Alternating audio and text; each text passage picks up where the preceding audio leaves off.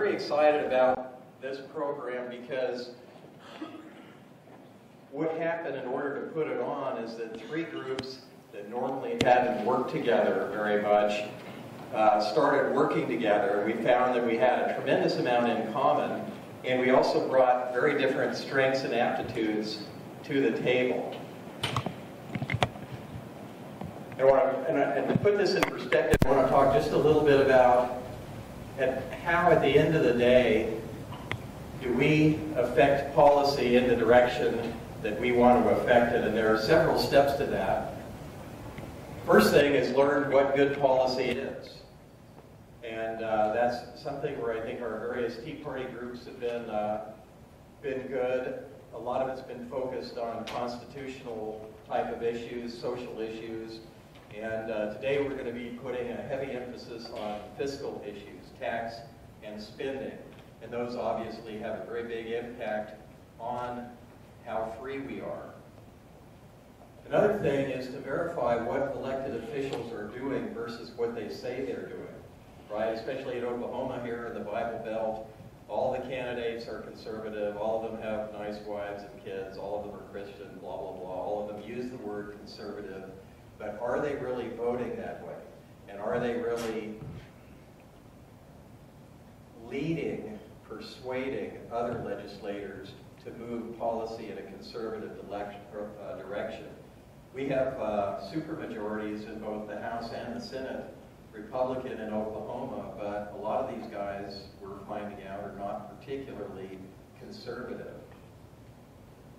The next thing is we need to elect a critical mass of conservative leaders who can be effective. And leadership is more than just voting. Leadership is developing bills, pulling together coalitions, creating support, and then moving legislation through. It's unlikely, in my opinion, that we'll ever have a majority of conservative elected officials, and we don't necessarily need a majority, but we do need a certain critical mass. We need to have a nice core of conservative leaders who can persuade some of the in-between people that don't have strong convictions one way or the other, and in that way assemble a winning vote for good policy. The other thing we have to do is we'll have a lot of people always who are a little undecided, and we want to let them know what's important to us and how we want them to vote.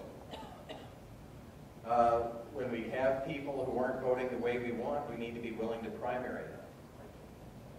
And finally, something that's very important is to not make stuff personal. We can have a legislator who may be, not so good on Obamacare, for example, but may be very good on tax cuts or some other piece of legislation. So I don't have any problem with pounding the guy when he's following policy that we don't support, but when he's helping to put something through that we do support, it's good to have not burned bridges and made the thing personal. Now, to win elections, we need three basic things. We need brains, we need bucks, and we need bodies. And the exciting thing, I think, about this conference is that we've started to pull together organizations that has those. OCPA and OCPA Impact, for years, have done terrific analysis of public policy. They've got great recommendations. They've analyzed the budget, for example, and found $500 or $600 million a year worth of spending that could be cut out of the state budget and nobody would notice. They're highly respected, but their policies are never implemented somehow. Okay? So we got the ideas, but not a way to operationalize it or get action on it. Yes? Could you define those initials, OCPA? OCA is the Oklahoma Council of Public Affairs. Okay. They're one of the sponsors today. And they've just created an arm called OCPA Impact, whose mission is to start engaging more with elected officials and the grassroots. Americans for Prosperity and Heritage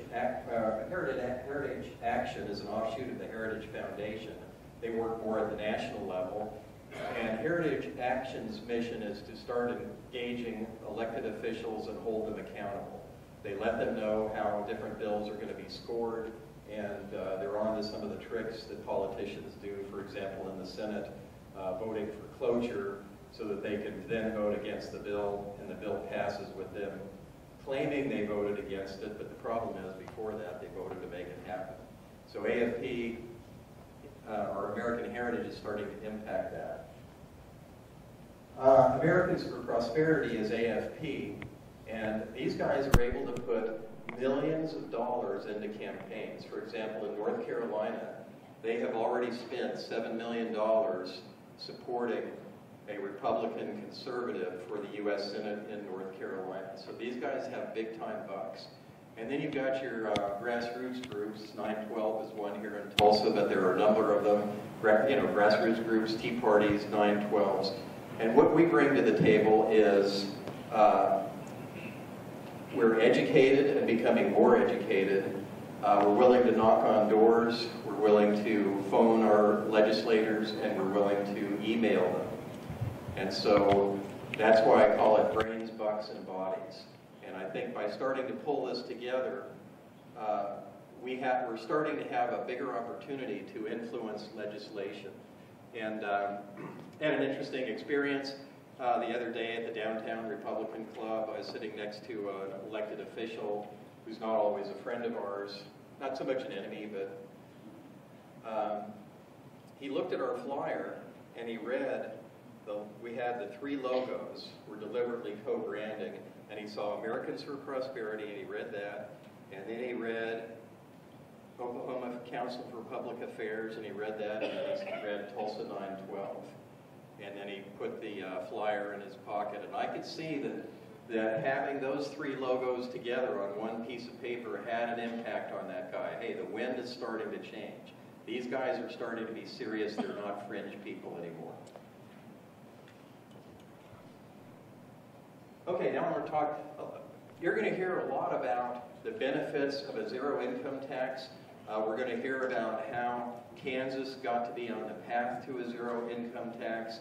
And a lot of that is going to be couched in terms of economic growth and where money walks, and all that stuff's important, but it's maybe a little bit abstract. So I've got 2 quick slides to show the impact on the middle class family of a zero income tax.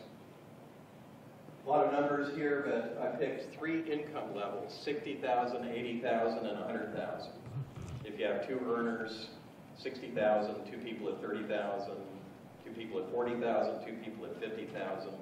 And the savings from not having to pay our state income tax would be either $3,000, $4,000, or $5,000.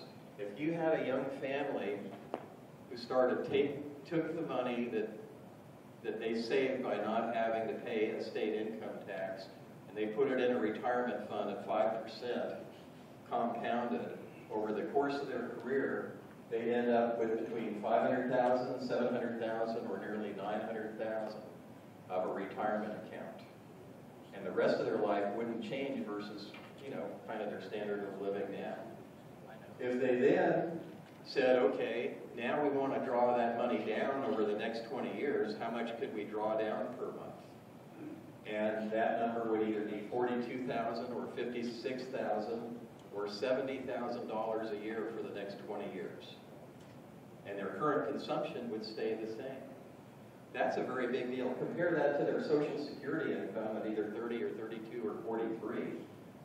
And remember that with Social Security, they're taking 7.5% out of your paycheck, and the employer's paying another 7.5%, so it's about 15%. So you've given 3 times that much money to the Social Security people. You get less money back. If you die before the 20 years is up, the Social Security people keep all that money, but what you have is an estate, right? You've got money left over that can go to your heirs, charities, whatever you want to do. And to me, when we talk about freedom, the liberty movement, being able to keep more of your money is a big component of that. Now, another thing you could say is, hey, I really hate having a mortgage payment. It really burdens me. Well, what if you took that money and added it to your mortgage payment? And depending on your income, your 30-year mortgage would be paid off in either 20 years or 18 years or 16 years. So now all of a sudden you've got between 10 years and 14 years of freedom from a mortgage payment. So these little amounts of money that they take from you, they add up over time and they have a huge impact. And that's why, for example, my son and my daughter and her boyfriend are in Austin, Texas, and they've taken $175,000 a year of adjusted gross income. And so the state's not, Oklahoma won't collect any income tax on that, or property tax, or sales tax, or any other darn thing. Okay, what we have to do Monday. In the House, subcommittee just passed a bill to reduce our income tax from 5.25% to 4%. In the Senate, Senator Mazie, who's in charge of the Finance Committee, is saying that he's going to refuse to hear that bill in the Senate. So if you guys think this is important, what I would like to ask is go online to oksenate.gov, find out who's on the Finance Committee, and tell them that you'd like to have that bill heard. Senator Mazie can still vote against the darn thing in his committee, but why won't he hear the bill?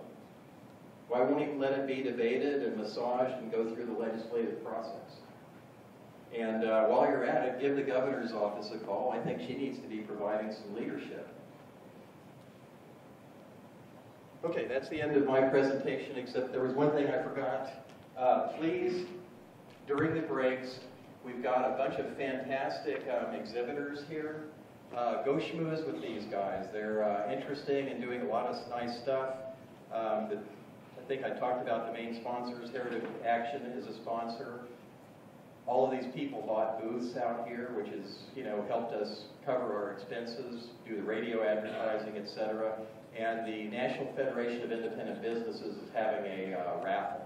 They've got a thing where there are certain regulations they want to see reduced and eliminated. Go sign up, and I don't know what their prize will be, toaster or whatever the heck, I don't know. It should be good.